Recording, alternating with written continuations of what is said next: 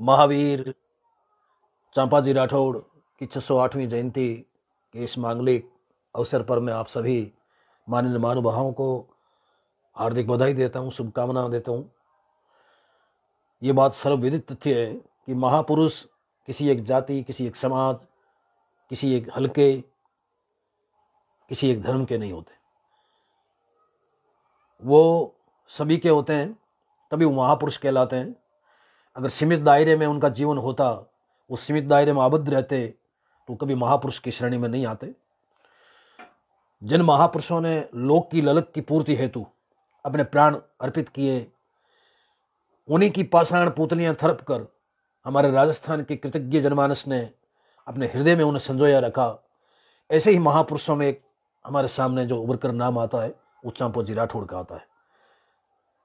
डिंडोजी राठौड़ के वो पुत्र थे। जैसा कि अभी हमारे पूर्व वक्तों ने ये बात बताई, बड़ी विस्तार के साथ उन्होंने ये बात बताई।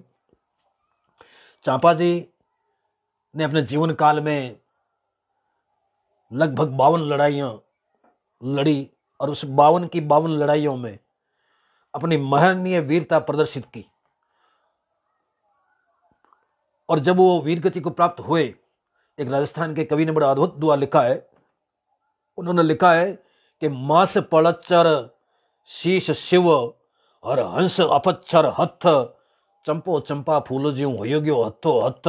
मास पड़च्चर शीश शिव और हंस अपच्छर हथ, चंपो चंपा फूल ज्यों होयोग्यो हथो हथ। उस महान वीर के बारे में तो हमारे पूर्व वक्ताओं ने बताया। मैं उनकी संतति के बारे में संक्षिप्त में आपसे बात साझा करना चाहता हूं, क्योंकि समय की अपनी एक गरिमा है, हमारे पास बहुत सीमित समय है।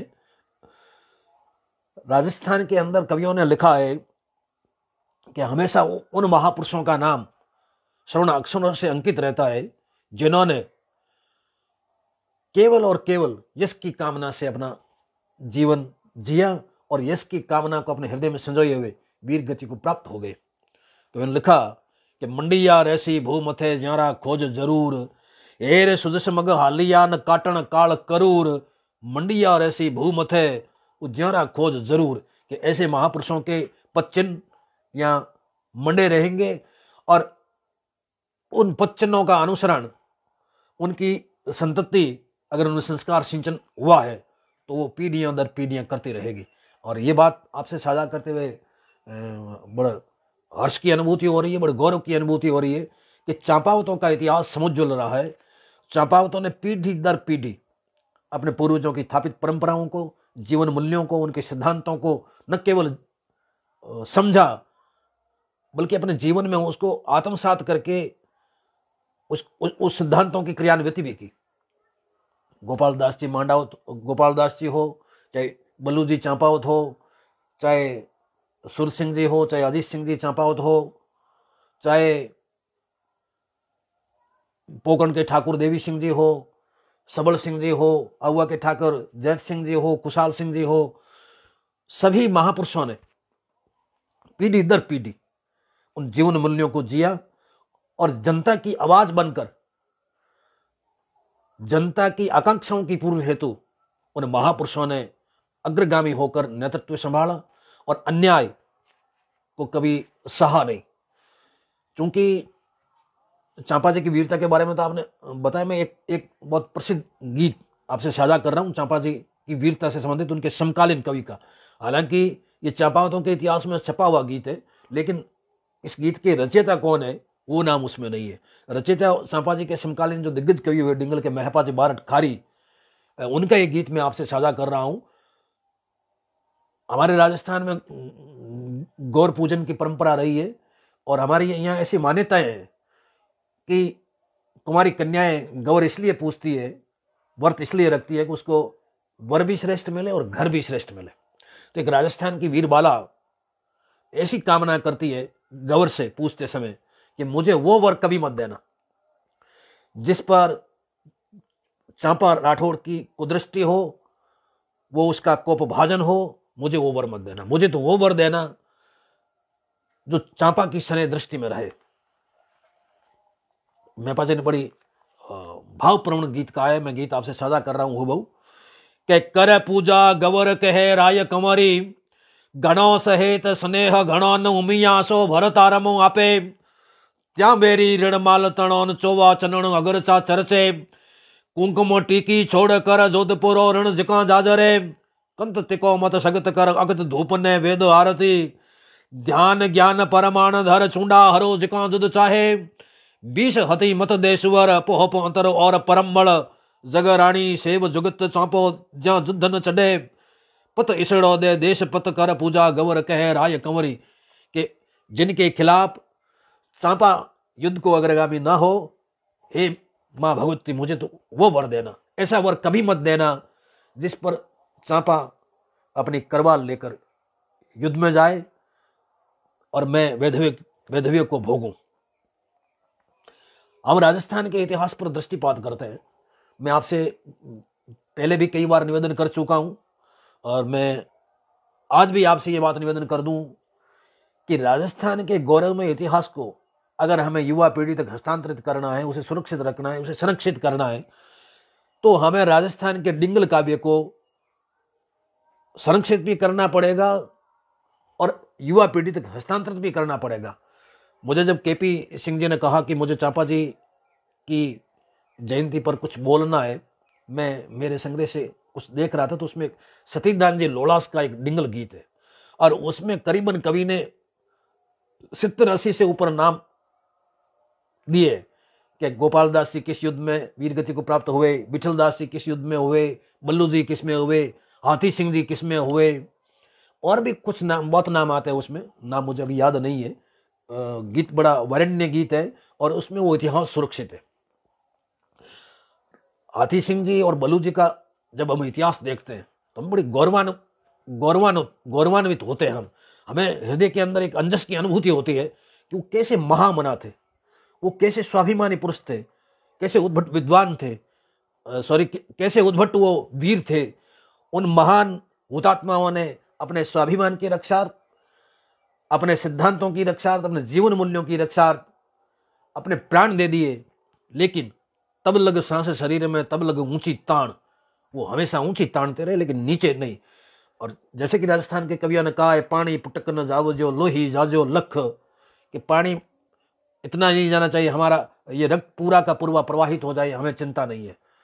सिर जाजो सो नाकसूं और नाकन जाजो चख, कि हमारा ये जो सिर है 100 नाकों से ही चला जाए, लेकिन नाक है वो कण मात्र भी नहीं जाना चाहिए। नाकन जाजो चख, पानी पुटक न जाओ जो, हमारी इज्जत तो एक बूंद भी नहीं जानी चाहिए, और लोही जाजो लख प्रवाहित हो जाए। और वो महान वीर इस सिद्धांत पर उत्ताजन कीजिए। क्योंकि मैं चारण समाज से हूं और चापावतों के साथ चारणों का जो सनातनी संबंध रहा है गौरवशाली रहा है। गौरवशाली इसलिए रहा है कि गोपाल दास जी चांपावत ने चारण समाज के लिए तत्कालीन राज और तत्कालीन समाज से विद्रोह कर दिया था कि चारणों की रक्षा में मेरे कुटुंब को अर्पित कर दूंगा, मैं खुद बलिवेदी पर चढ़ जाऊंगा, लेकिन जो चारण मेरे यहाँ आ गए, शरणागत आ गए, मैं उनकी रक्षा करूंगा। और उन्होंने जोधपुर महाराजा को सीधी सीधी टक्कर दे दी। चारणों ने लिखा कि गोपाल दास जी ने उसी प्रकार चारणों की रक्षा की जिस प्रकार माइक अपनी संतति की करते हैं। और उन्होंने चारणों को यहां तक आश्वासन दे दिया कि जब तक पाली और रणसी गांव सुरक्षित है तब तक चारणों का एक शासन इधर से उधर नहीं होगा। ये गांव चले जाएंगे, मेरे से छिन जाएंगे, तो आप ये समझ लेगा आपके गांव भी चले गए। चारणों ने लिखा कि गड्ढपति या चोहो मिटे गड्ढवाड़ा, दोटे ते जूतो दुजलन चांपा सबरी धनी चारणा, मात पिता गोपाल मल्ल चांपा हरे सरस वन चारण, दिल पाखे मावीत दशा न सके म्यारा पालट सी शासन, पाली रण सी गाम पछाम। और उनकी संतति ने इस परंपरा को पीढ़ी दर पीढ़ी हमेशा अक्षुण्ण रखा, हमेशा इस बात को निभाया, निर्वहन किया। चाहे अजीत सिंह जी हो, चाहे देवी सिंह जी हो, चाहे सवाई सिंह जी हो, चाहे खुशहाल सिंह जी हो, किस किस के नाम मैं गिनाऊं, सभी के सभी महापुरुष चार जाति के प्रति उनकी विद्वत्ता के प्रति, उनकी सत्यवादिता के प्रति, उनकी स्वामी भक्ति के प्रति बड़े आश्वस्त थे और उन्होंने उस हुतात्माओं को सम्मान दिया। चांपावत ने चाराना पहले भवरी प्रीत, मोह उभा ना मरण दू, यूं कह कमंद गजीत। बलूजी चांपावत तो अद्भुत वीर हुए। इतिहास के अंदर आता है कि एक बार तो उनका आगरे में दाह संस्कार हुआ, दूसरी बार देबारी के युद्ध में मरणोपरांत वो आए महाराजा राज सिंह जी की सहायतार्थ, और कहते हैं किवदंती है कि वहाँ उनका दुपट्टा गिरा, दुपट्टे का दाह संस्कार हुआ। और तीसरा उनकी संतति में आगे जाकर सूरज सिंह जी हर्षोल्लाह ठाकर हुए, उन्होंने उनके मूंछ की बाल का दाह संस्कार किया। ऐसे महापुरुष हुए और वो तो ऐसे अद्भुत वीर हुए कि युद्ध में सीधे सीधे उन्होंने भगवान को वो चैलेंज दिया कि अगर युद्ध में आप योद्धाओं को भगाते हैं, कहते हैं कि विधाता के हाथ में है, तो मुझे भगा के दिखाइए। एक कवि लिखता है कि गोपालो तो कहे गढ़पतियां, मनिया मरण तिणे हिज मंत, अरे भांजवाणो सारो भगवंत रे, तो भजवो नहीं मोनू भगवंत। कि अगर आपके ये बात हाथ में है कि आप हर किसी योद्धा को युद्ध में भजा देते हो, लोग कहते हैं कि ये सब बातें विधाता के हाथ में है, तो आप मुझे भजा के बताइए। बहुत प्रसिद्ध है, बल्लू कहे गोपाल रो सतियां हाथ संदेश, पतसाही घड़ मोड़ ने आवा छा अमरेश, और घाट निराट आहाड़ा घड़ तो जाट खगा और थाट झलू, नरपुर तणो वचन निर्भाए, और बसियो सुरपुर जाय बलू। इसकी भी एक अंतर कथा है। तो बलू जी का इतिहास भी हमें गौरवान्वित करने वाला रहा है।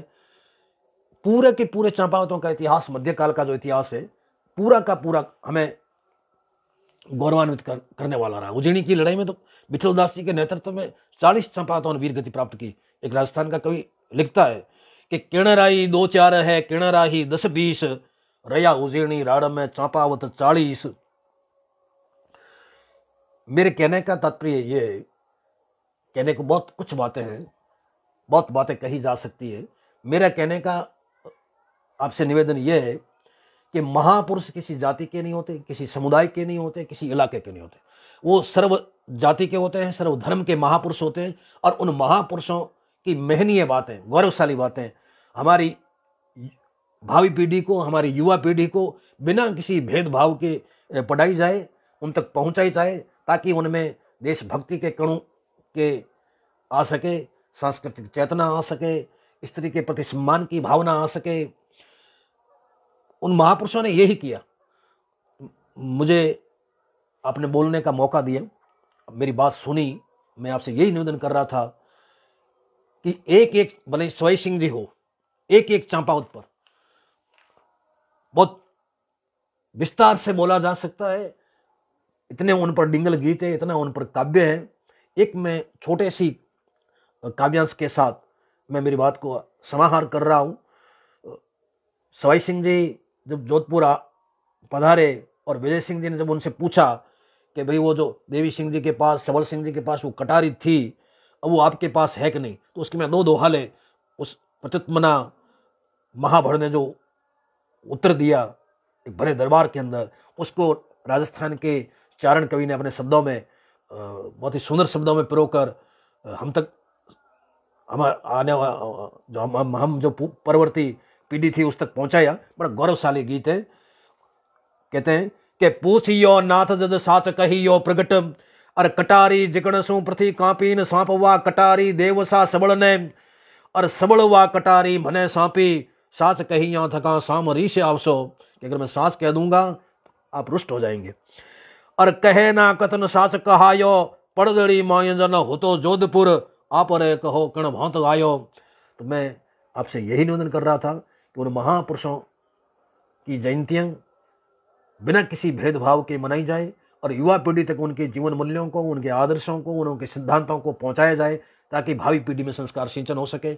मैं आयोजक मंडल का और विशेषकर केपी सिंह जी का हृदय से आभारी हूँ कि आपने मुझे इस गौरवशाली कार्यक्रम में न केवल बोलने का अवसर दिया, मेरी बात को बड़ी तन्मयता के साथ सुना। बहुत बहुत आभार।